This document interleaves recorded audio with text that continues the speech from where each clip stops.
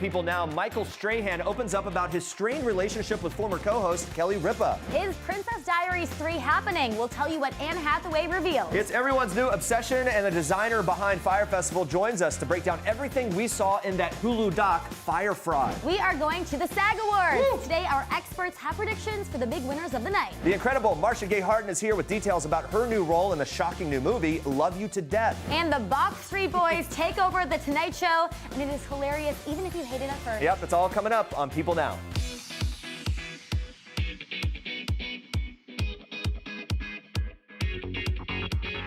Here we go. Good afternoon, everybody. Welcome to People Now. Friday, it's here. Yeah. We're all very excited. It does feel like a Friday fit for Princess because Anne Hathaway has officially confirmed there is a script for Princess Diaries 3. Let's hear it again, everybody. It's also very exciting. I'm excited. I mean, who wouldn't want to be surprised with news that you're a princess? We want to know your thoughts That's true. on I Mia would love that Thermopolis' next chapter. So have you been waiting forever? Or maybe you just don't need a third one. Sometimes you just leave it at 2. I don't know. Vote in our People poll or just tweet us your answer with the hashtag People Now. Kind of like maybe it worked well the first couple times, leave it alone. Let I don't us know. know. I think people are more on board for another one. I don't know. We'll check in on the results. We'll give you some more details on the third movie a little later in the show. For now, though, here's what you need to know and what's trending today. The hearing for Roger Stone just wrapped up, and the judge released Stone on $250,000 bond. Now, when asked by the judge to turn in his passport, Stone said, quote, his passport had expired. Earlier, federal agents arrested Roger Stone Jr., marking the latest arrest in the ongoing special counsel investigation into alleged conspiracy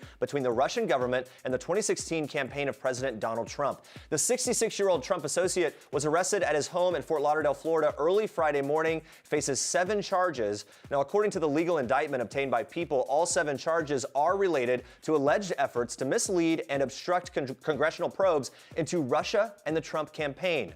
Stone is accused of obstruction, witness tampering, and 5 counts of making false statements. Among the most explosive accusations in the indictment, here's a quote from that document. After the 2016 release of stolen DNC emails by WikiLeaks, a senior Trump campaign official was directed to contact Stone about any additional releases and what other damaging information WikiLeaks had regarding the Clinton campaign.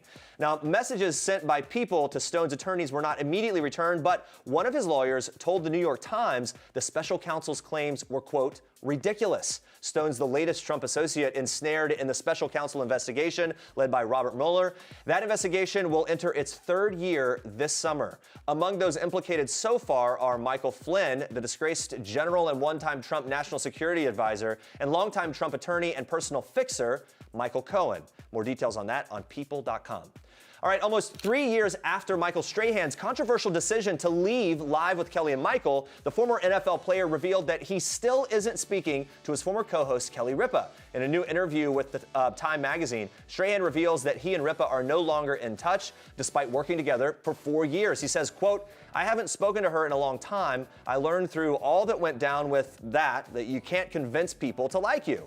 A rep for Ripa did not immediately respond to a request for comment. Now, Strahan and Ripa's relationship was damaged in April 2016. We remember this when Strahan announced that he'd be leaving their talk show to go work on Good Morning America instead. Ripa called out of work for the next few days. News quickly broke that she had not been given a heads up about that decision. It kind of blindsided her. Strahan's exit from the show had been moved up by a few months, and a source told People at the time that executives apologized to Michael for putting him in a tough position with Ripa. Now, Ripa went on to host Live with a series of rotating guests until Ryan Seacrest obviously was joined as the permanent co-host in May of 2017. Meanwhile, Strahan guest hosted on GMA, now hosts the show's new 3rd hour GMA Day. Now, back in October of 2016, Strahan opened up to People about his and Ripa's messy falling out. He said, quote, the most disappointing thing to me was that I was painted as the bad guy because I value the way I carry myself. I don't want people to see me as, oh, he just ran out, just left them there. That's just not true. I was the guy who delivered the news to her, which I didn't have to do. I chose to do. I could have told the bosses who made this decision to do it themselves, but not. But I felt it was my obligation as an honorable person to be the one to deliver that news. That's his quote.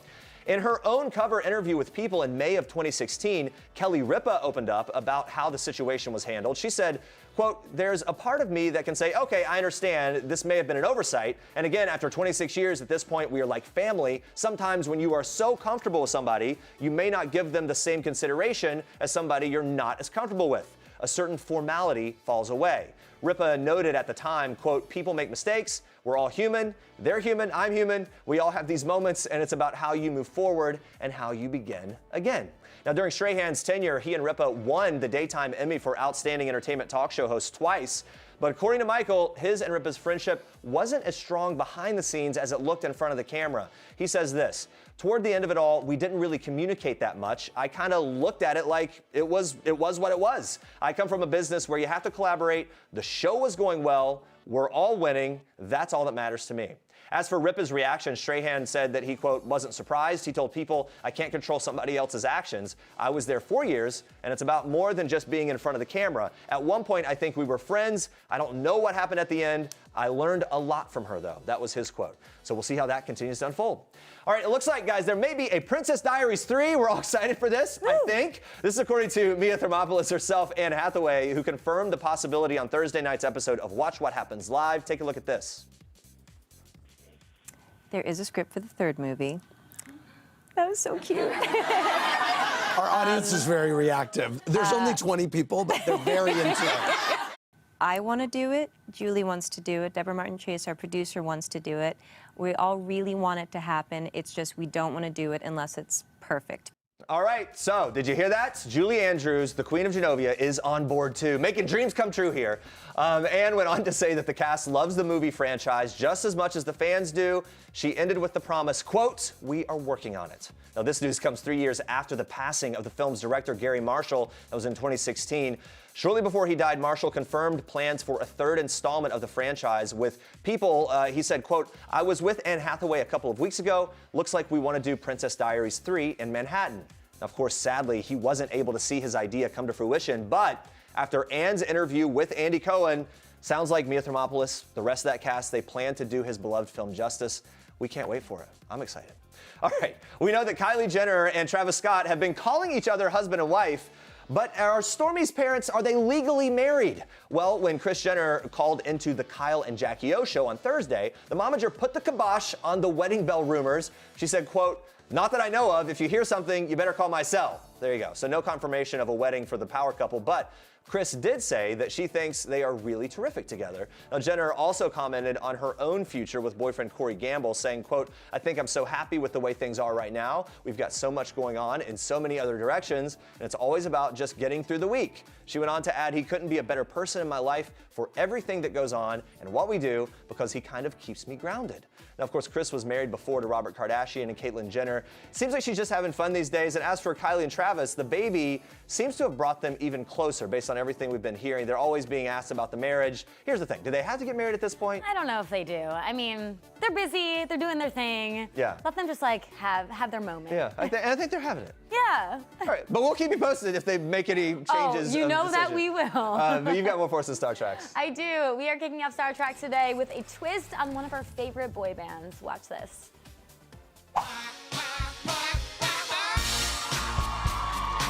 I have to admit, I love this. You heard that right. Backstreet's back. Jimmy Fallon and the Backstreet Boys hit the stage on Thursday's episode of The Tonight Show wearing these amazing chicken suits and clucked their way through the BSB classic, Everybody Backstreet's Back. Just look at those moves. The group also made an appearance later on in the show without the suits to perform their new single, Chances. The Backstreet Boys released their new album, DNA, on Thursday night and posted an Instagram video announcing the news. Captioned in part, "BSB is in our DNA, just like it's in all of yours. We have been a group for more than 25 years, and this is our favorite album ever." That's a bold statement. Yep. Wow, I can't wait to listen. The boys will also be returning to Las Vegas for their larger-than-life residency in February, and then they kick off their world tour in May. Definitely keeping busy. That's their favorite album ever? I know. I find, as a fan of the old days, I find that hard to believe. I know. I don't know. We'll have to give it a listen. All right, when it comes to daring looks, Miley Cyrus is one star who does not disappoint. The singer posted 3 pics on the gram Friday morning, rocking a super low-cut black dress paired with some chunky bling. Look at that sultry look. Her photographer definitely got those sassy angles down. Miley's pouty look, just the icing on the cake for this photo shoot. The pictures were all taken at Miley's stunning LA home, with 2 snapped in front of windows overlooking the skyline, one with Miley posing in a doorway. And Miley, who just got married to her longtime beau Liam Hemsworth in December, recently denied rumors that she's pregnant with their first child. Last last week, she tweeted a picture of herself with an egg photoshopped over her belly saying, "I'm not egg-specting, but it's excellent to hear everyone is so happy for us." This, of course, was in reference to the world record egg that surpassed Kylie Jenner's first pic of her daughter Stormi as the most liked Instagram of all time. Remember that? We can't forget it. She continued. We will never forget that. No, we won't. Excited for this next chapter in our lives.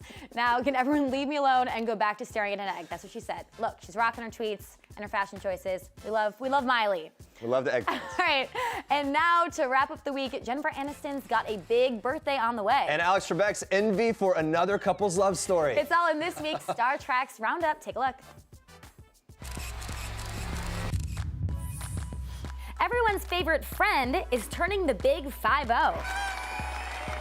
Jen's at a really great time in her life. She's never been better. Professionally, she's got this new series she's working on with Reese Witherspoon. She just had Dumplin' come out, and she's never looked better. I mean, she looks gorgeous.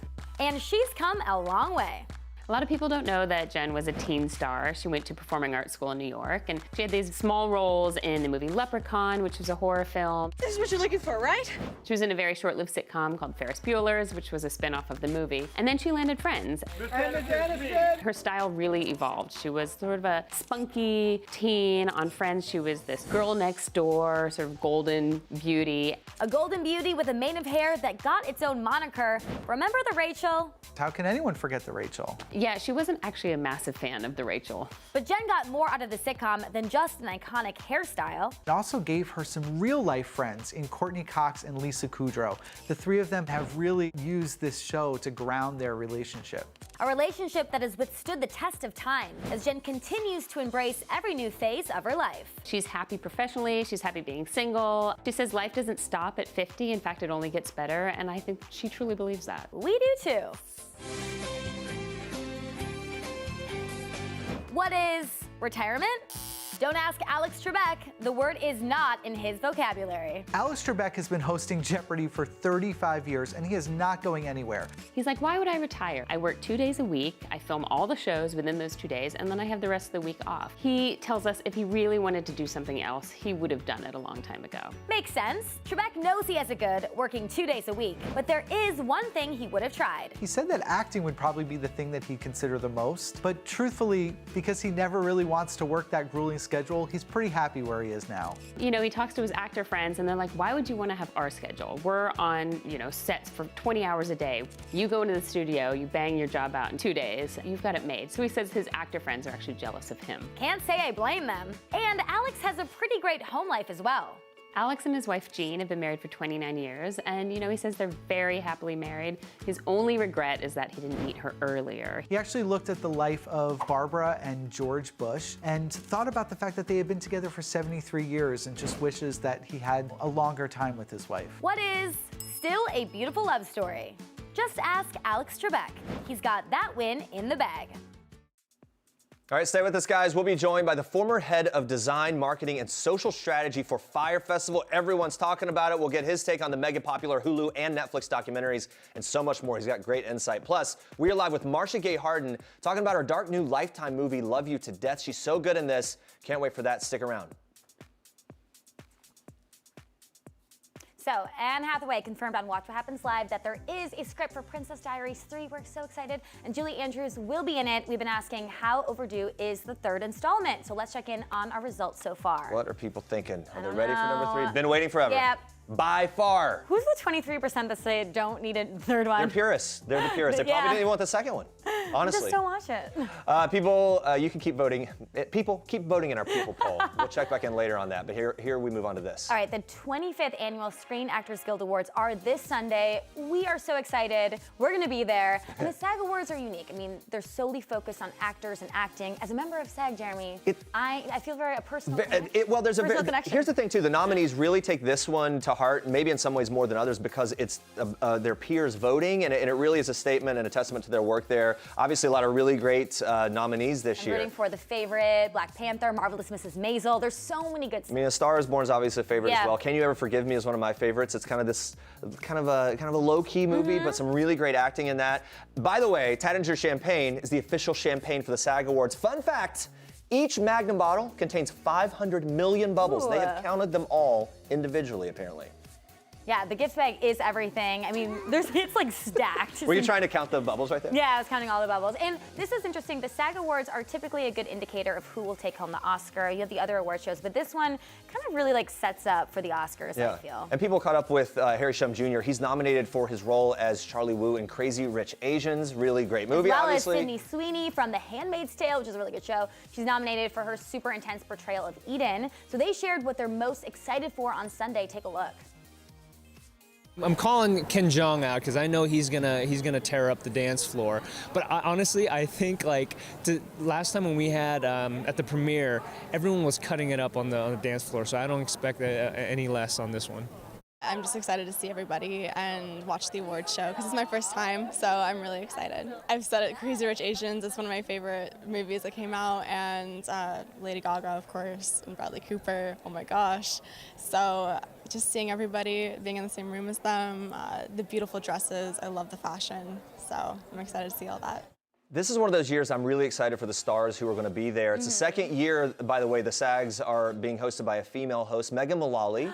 Kristen Bell was last year. Megan Mullally, we saw the promo she did. She's so funny. I think it's going to be amazing. Perfect for Also that. wondering, is she going to bring her husband, Nick Offerman? They recently were on The Bachelor, which we cover a lot here. If The Bachelor was any indication of what it would be I like. Basically, I'm just saying, like, she brings him a lot of places. She does. I feel like they're I'm not great. joking. But her alone, too. Like, she's amazing. Yeah, one of the producers of the SAG Awards, Elizabeth McLaughlin, talked to people about Megan. Turns out that besides being a comedic genius, she actually has another talent, if you can believe it. Well, it's no surprise Megan Mullally is just like the funniest woman ever. I just found out from our promos that she can sing. She's so talented. I just got a few sneak peeks at the scripts that we have so far, and of course they're witty and they're so creative, and of course they're hilarious. But I think what makes Megan so fabulous is that she's so quick, and she's able to take the room and the energy that the room is giving her and translating it. And I think she's the perfect way to kick off the best party of the year, I think. I'm sold. I'm going to do it. Can't wait.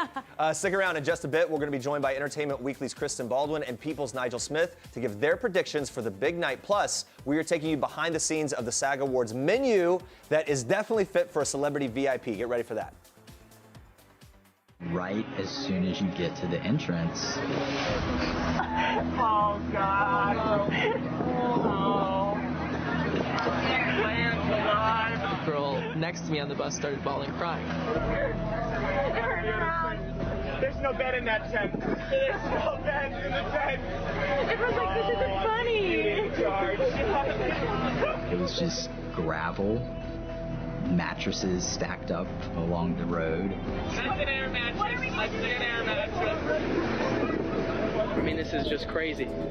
Ooh, it's the festival gone wrong. I don't know if you guys have seen this yet, but Hulu and Netflix just recently released documentaries about the doomed Fyre Festival. In case you need a recap, here we go. Yeah, in late April 2017, ticket holders traveled to the Bahamian island of Great Exuma, believing that they were going to the next big music event featuring Blink-182, Migos, stars like Kendall Jenner, Hailey Baldwin, Bella Hadid. They were supposed to be there as well. I mean, all these celebrities were posting about it. It seemed completely legit. So a ton of people, mostly millennial types that go to music festivals, they bought tickets. They spent hundreds, thousands of dollars to go out to the Bahamas for this. Yeah, the flights and everything involved. It was a pricey ticket, but instead they discovered last minute that many of the artists had actually pulled out due to serious organizational flaws and not the best conditions. We saw a lot of it there. Rather than the luxury accommodations that people were promised, they got there and realized they were going to be staying in flimsy tents. They were getting like cheese sandwiches distributed from the back of trucks. It's not really the beach that they saw in the photos. I mean, either. I couldn't believe this when I watched the documentaries. The internet just lit up with people making fun of the event when it was happening. Now, William McFarland, the man behind the festival, is actually serving 6 years in jail. Yeah, it's really shocking. Ja Rule, who co-founded that festival with McFarland, he's since defended himself. He tweeted saying this, quote, I too was hustled, scammed, bamboozled, hoodwinked, led astray. So Was he though? That's up for debate. I don't know. Well, one of the documentaries was Fyre Fraud by Hulu, which featured former Jerry Media employee Oren Axe, who is responsible for the social media promotion of the festival. Yeah. We actually have Oren on Skype from Barcelona to talk about the disaster. Oren, how are you? How crazy have things been since the premiere of Fyre Fraud? Hey guys, it's been really crazy. Nothing that I expected going into this. Obviously, getting my interview out there was my first priority, but the reaction from everybody right now is overwhelming. It's amazing. Yeah, well, the documentary, it was baffling, right? The unpaid workers, the FEMA-looking tents, getting all these huge celebrities to promote. But when you watch the documentary, what were you actually most shocked to learn or to see in the way that documentary played out? I mean, with both documentaries, it's interesting to see the inner workings of everybody's little circle. You know, I was mostly privy to the circle of workers that I was in communication with at Jerry Media, but beyond that, there's so many levels and kind of Billy's worlds that that are obviously coming out separately in these documentaries. That's the interesting piece for me. I mean, you launched this amazing social media campaign, getting people like Kendall Jenner to promote Haley Baldwin. I mean, Hulu came down pretty hard on millennials. What do you think we can learn from all of this? I think, you know, in general, there's not much that anybody could have checked if they were just buying a ticket. It's not like you have access to check all these things, but it's always important to kind of make sure that everyone, obviously, that's behind something has an experience in doing something like this. Like, obviously, you want to check if Billy McFarland has a music festival experience before you take that plunge. Look, and you look back, there are obviously some red flags along the way, but for you, when was the moment you realized that this whole thing is going to be a huge disaster? Obviously, I had to see it to believe it. You know, being in New York and being in meetings, it's hard to picture something so catastrophic. No one ever sees things like this, so it's hard to say, yeah, that's how it's going to be. But once I got there and we drove into the grounds and went over this little hill, I saw the layout of the festival, and I just said immediately in my head, there's no way. You know, there's absolutely no way. Yeah. But what got you the most? Like, was it seeing the tents? Was it seeing that picture of the cheese sandwich? Because I think that was spread a lot on social media. I mean, what were your thoughts when you saw that picture? Did you feel bad? Did you feel kind of like, I told you so, this wasn't going to work out? No, and you know, I actually ate that cheese sandwich at one point during the day, but that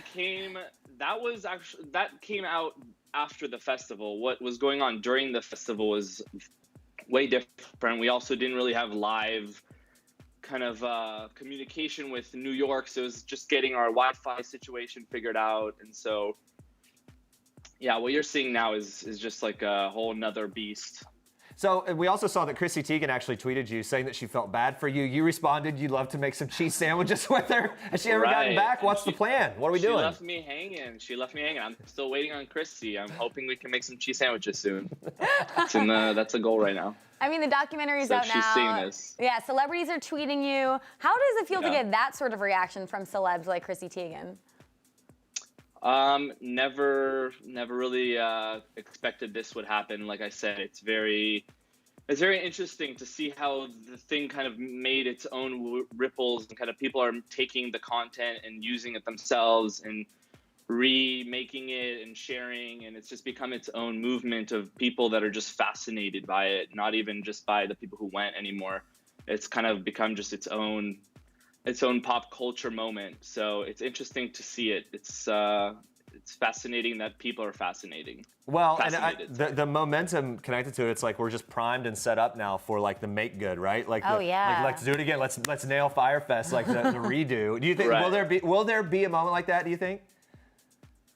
I think there's plenty of room in the market for a festival of this magnitude if done right. And trust me, since this happened, I've gotten at least 24 emails from people who think they will pull it off and want my help. So, are you going to do it? Which won't happen.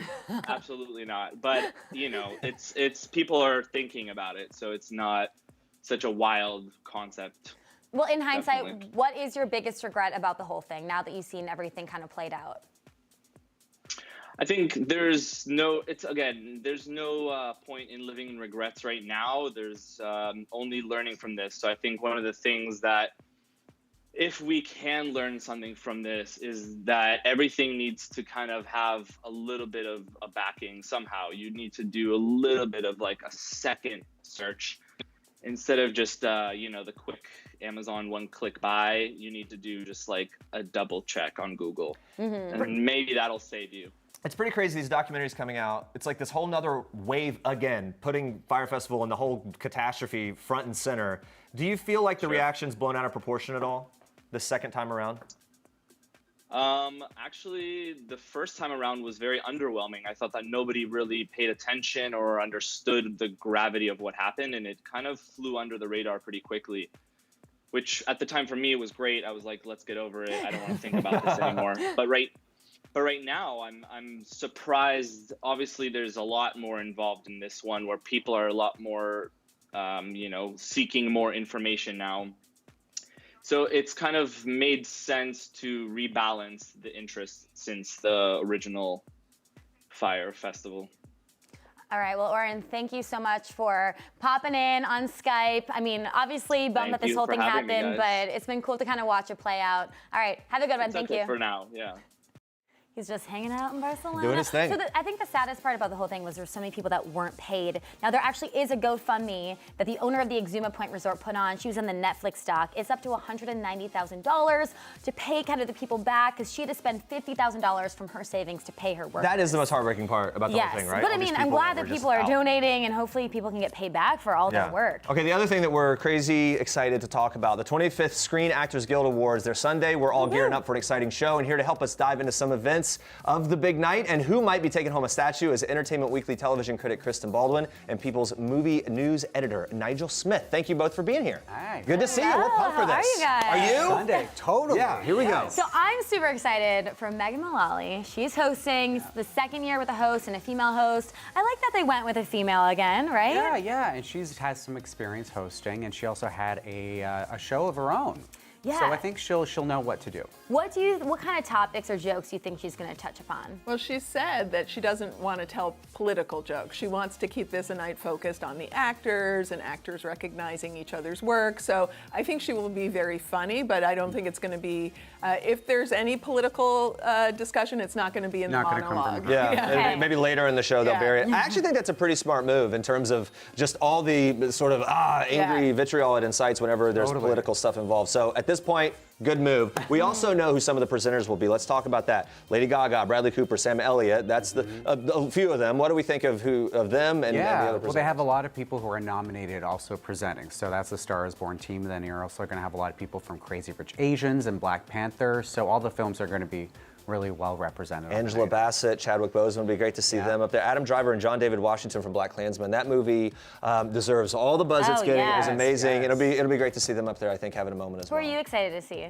Well, what I think is interesting about all of this is that the SAGs had announced earlier that they were that the Academy was intimidating actors about appearing on the SAGs as presenters because they want, the Oscars don't have a host right now, and so they were trying to sort of steal all the stars for themselves. But clearly that didn't work, and there's going to be a lot of star power at the SAGs. I don't think it matters. I think people who are interested in watching award shows will still watch the Oscars. I agree with you. Interesting little insider. Yeah, that is. Yeah. Okay, we have to talk about the food. So Here we go. No, but the food is so amazing. So we know the stars will be eating well during the show. What you're seeing is some of the dishes from previous years, very fancy. They at least look good. Yeah. I mean, what's on the menu this year? Well, it's Wolfgang Puck again, and it's going to be a very lavish meal. There's squash and endive salad with dried cherries, maple and soy glazed salmon with sesame cauliflower and crispy shiso leaf. I'm already getting hungry. Grilled chicken with lemon salsa and lemon-scented fingerling potato. So basically, if the stars eat, if they allow themselves to eat, they will be eating well. But they usually eat before. Right? Yes. So they won't have anything in their teeth or anything. I know you're not on the food beat, but don't feel left out because chocolate lovers, there's something. Are you a chocolate lover? I would imagine. Who isn't? 10,000 Lindor truffles being brought in, a total of 300 pounds of chocolate. Is that going to be enough? Because I think this stuff's going to go fast. I think so too. I mean, those little purses that the actresses carry can't hold very many Lindor a little clutch. Well, the guys have pockets in their tucks. That's right. All right, so we know the food's amazing. Let's move on to the performances. Kristen, let's start with you. So for television, favorite performances of the year? Some of my favorite performances are in the HBO show Barry. Bill Hader played the hitman who wants to become an actor, and Henry Winkler is his acting coach, Gene, and they're both nominated, and they're both hilarious on this show. And Bill Hader, actually, it's a very moving and funny performance. He sort of ranges from drama to comedy, so I love both of those. Patricia Arquette gave a great performance in Escape at Dannemora. She plays, it's a real-life story about the prison escape and the woman who helped these two prisoners had an affair with them. She won the Golden Globe. Like, the reviews of the show itself were mixed, but everyone agrees that her performance can't be beat. It is a very raw show. Oh, I was just gonna say, that's a great To say the least. Yes. Yeah. And I was gonna say with Barry, I think it's really fitting for the SAG Awards as well, because it's all about the actors, and that show is just, it's all about acting class. You can kind of relate if you're an actor. Struggling people trying to make it in acting class and auditioning for the role of guy waiting in line. By the way, Henry Winkler also, who was on her at the Emmys, was so great. I remember I ran into him backstage with the thing. Here he is in this sort of this final phase of his career, and he's having these great big moments and being honored for it. I'm happy for him in that. Anyway, rooting for him. Nigel, movies, performances that deserve an award. On the spot, here we go. I'm a big fan of the movie The Favorite. It failed to get nominated for Best Ensemble, which is crazy because its 3 actresses were all nominated. Right. So you have Olivia Colman in lead, Rachel Weisz, and Emma Stone, not Emily Blunt. You're right. It's crazy that like Nicholas Hoult and Joe Allen are also in that. So it's surprising and with they the were ensemble. overlooked for ensemble and for supporting. And I just love the movie. It's dark, it's funny, it's twisted, and it's getting a lot of love. It's also nominated for Best Picture at the Oscars. Pretty sure that's going to take away a lot of awards at every award show coming. I hope like so. SAGs and then the Oscars. It was my favorite of the year. Really? Yeah, no, I loved it. What surprises do you think we might see with the television performance winners? Well, I think we have to keep an eye out for the Kaminsky Method, which came out of nowhere. This is the Netflix show starring Michael Douglas and Alan Arkin. It won the Globe for comedy, and Michael Douglas won for Best Actor in a Comedy. I think there's a chance that it could sneak in here as well. They're both nominated, and so I think that could be something that comes out, and people love Michael Douglas. How could you not? They love Alan Arkin. It's about an acting. Another coach. acting, So it's about the profession, the craft. The industry loves nothing more than stories about the industry. Exactly. Alan Arkin also getting a special award that for it's the Lifetime Achievement Award as well. So that'll be interesting to see him accepting that. Nigel, anything going to sneak up on us with the movies in terms of who is going to maybe be the surprise winner? Yeah, well, Lady Gaga has some momentum going into award season, but now Glenn Close seems to be inching further and further up there. So I think Glenn Close might surprise for Best Actress. I mean, she already won a Golden Globe, but people still want Gaga to win. And in terms of the actor race, I think Rami Malek from Bohemian Rhapsody stands a chance. People in Hollywood love this guy. He's a great actor, knows how to work a room, and that movie is such a hit, and actors really love it. It got a outstanding nomination for Best Ensemble, which many people didn't see coming, because critics didn't necessarily love this movie, but it beat out the likes of The Favorite, for example. So I think it stands a chance. Yeah, all right. Glenn Close also has that legacy that she brings to everything, and I feel like the SAG voters would really want to honor that. Of course. All right, so I want to hear definite shoe-ins. So for TV, we're talking no question, no debate. Who's got it in the bag? What's your prediction? Sandra Oh. For Killing Eve. I mean, I think that people love her. This is a great performance. She won the Globe. She was nominated for an Emmy but didn't win, but I think she's really got momentum. That show has momentum now, and it's a great performance, and so I do think she's a shoo-in. I also think Darren Criss for Assassination of Gianni Versace. He's won pretty much every award known to man for this role. He played Andrew Cunanan, and he's fantastic, so I think he's a shoo-in. Plays a serial killer very well. Yeah, he does. It's almost freaky. Nigel, for films, shoo-in. Shoo-in, I think Amy Adams for supporting, because she doesn't have the competition of Regina King, who's been the front runner all season for If Beale Street Could Talk in the Best Supporting Actress category. And everyone loves Amy Adams, and she's also nominated for Sharp Objects. If she wins 2, that'd be an extraordinary feat. She's had such a great year. And Sharp Objects is really, really great. Yeah. Overall show, what do you think we can expect? Will it be a diverse group of winners? I think so. I mean, the nominees list, at least movie-wise, is extremely diverse. You have Black Klansman, directed by Spike Lee. You also have Black Panther, which could very well take the Best Picture equivalent award. And then you also have Crazy Rich Asians, which got in with the Best Ensemble nomination as well. So at least in the audience, it's going to be very diverse. In terms of the winners, who knows? Yeah. Either way, it's going to be fun on the carpet with all these people. Yes. We're going to be there doing that. Hey, Kristen and Nigel, thank you so much for joining us.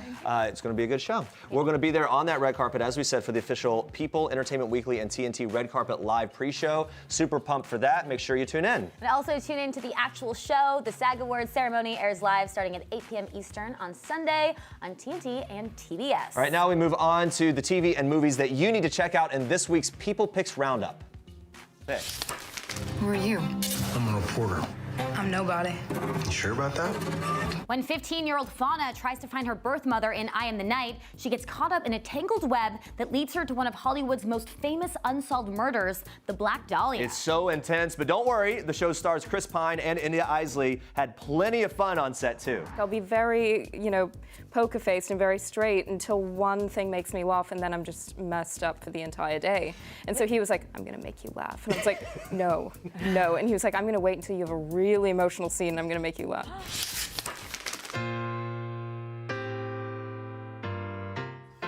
$525,600. We'll leave it to the experts. Brent is live on Fox this Sunday, and the cast is next level. Yeah, Vanessa Hudgens, Mario, and Jordan Fisher. He told us the personal and permanent reason that Rent's message means so much to him. I have a tattoo on my arm that says, "Would you be proud to die this way?"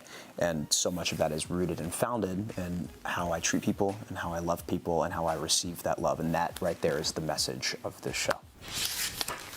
Taylor said that he had been chosen to bring about Christ's second coming, but in order to do that, he needed millions of dollars. On this week's People magazine investigates, police are tracking a mysterious cult carrying out deadly schemes. The Children of Thunder case shocked authorities and victims' families. So what or who was the cult after? You can find out when the new episode of People magazine investigates premieres on Investigation Discovery Monday night at 10 Eastern. No, I don't want them today. Esme. I can't see with them. You can't see without them, right? Okay. That's a heartbreaking moment from the new movie Love You to Death. It's inspired by the real case of the Blanchard family, a story where mother Dee Dee Blanchard is mentally ill with Munchausen's by proxy, making her daughter Gypsy believe she has cancer. Marcia Gay Harden plays Camille in the movie, the character based off of Dee Dee Blanchard. Joining us now, it's Marcia Gay Harden. Welcome. Hello, hello. Good morning. Hi. Great to talk to you. Let's start with this. There are several shows and movies that are based on this case. There's been the documentary, there's a scripted series. How does this one sort of stand out, and what was appealing to it and kind of giving a new take on the whole thing? The story itself is like brain candy in the way that a train wreck is like brain candy. You can't look away. And so it's wonderful that there's different tellings of the story. The documentary, Mommy, Dead and Dearest, is one thing. Ours was kind of a Rashomon take on it. The first half of it is what the world thought was going on, more like the audience perspective. Not really my character's perspective, but the audience perspective.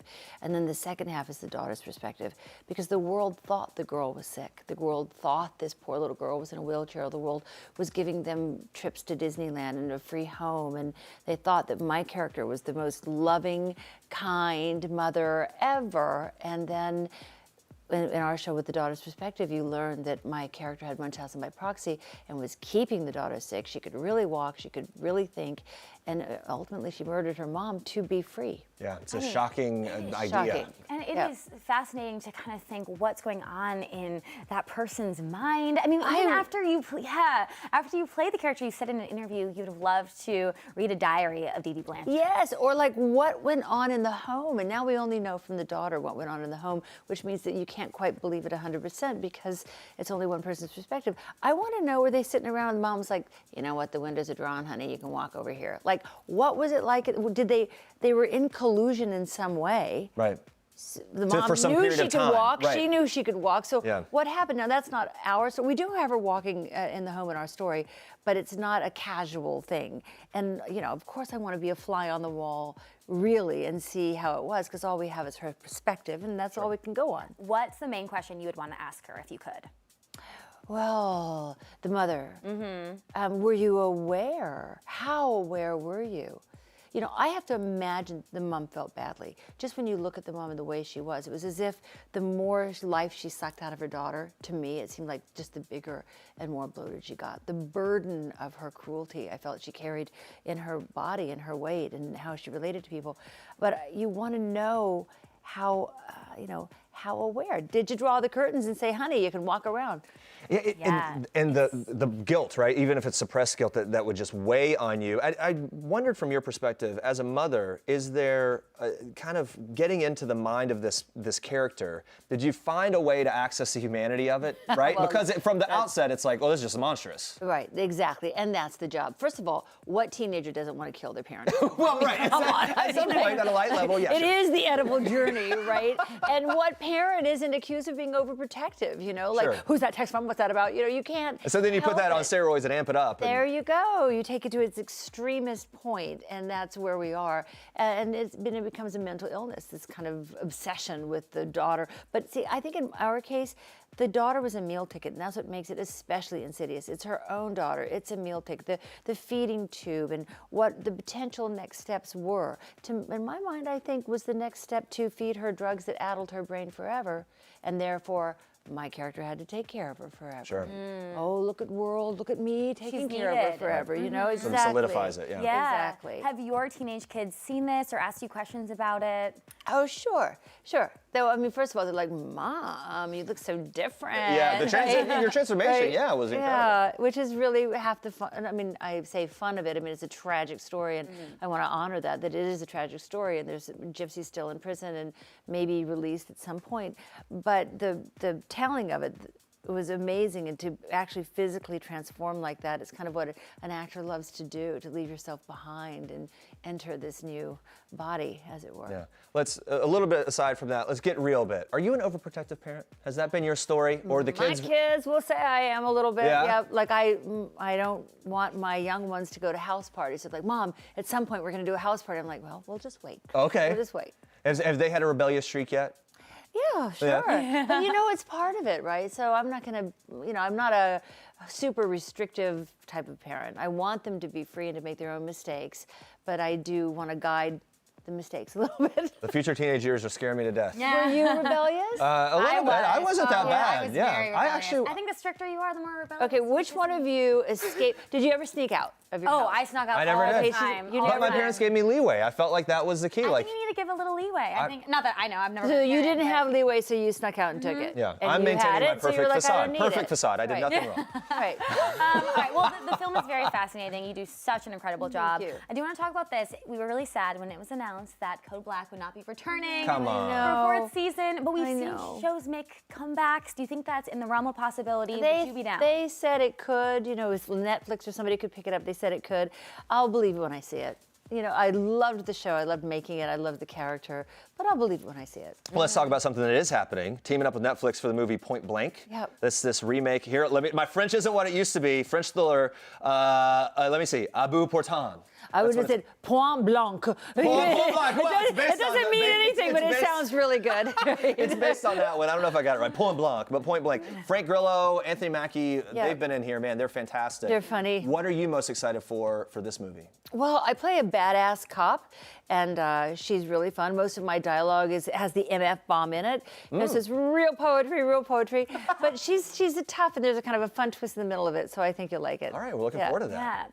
Yeah. So the Oscars right around the corner. You took home an award in 2001 for your role as Lee Krasner in Pollock. It's been 18 years. Hard to believe. In your opinion, biggest difference, Oscars then and now?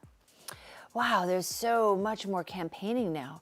It feels that if you don't go to a party and shake a hand, you may not have a chance. And mine was odd because I wasn't nominated for Golden Globe and I wasn't nominated for SAG, and I feel like I would never have a chance now. So it feels like the machine is just a little bit bigger to me, but the glory of it is still the same. The honor of it is still the same. And you know, when I see the girls and the people, like I cannot imagine what the girl from Roma feels like. This was a school teacher who was plucked from some obscurity, yeah. little village in Mexico and she's walking the red carpet for leading actress. I mean, it's kind of like that is a real fairy tale. That's a real princess story. We've had stories like that the past few years, and those are the most amazing. From the outsider's perspective, to be here with the biggest stars in the world. Speaking of, your former Damages co-star, Glenn Close, nominated for Best Actress in The Wife. Yes. Any well wishes for her? Well wishes for everybody, of course, and for her, she's amazing. Yeah. All right. Very good. It's so good to talk to you. Let's continue when we kind of break down a little more.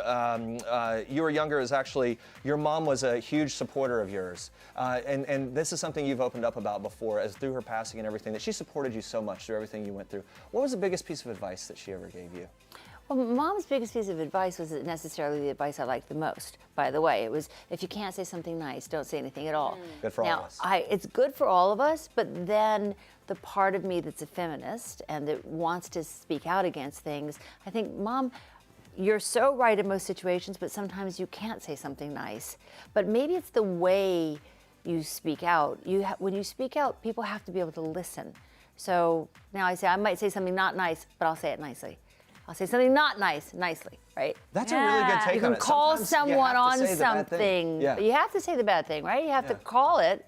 But if you scream it, people can't hear. Yeah. And if you're saying it from a good place with the right intention, right? That changes it a little bit. Well, isn't that the Black Lives Matter? What was their go with love, the speed of trust, and there was one more thing. I think that's a really good advice for almost any kind of advocacy that one has, that you have to speak with love. And I mean, it's very Martin Luther King, as we just celebrated his birthday. It's very like that. You have to come, I believe you come from those places.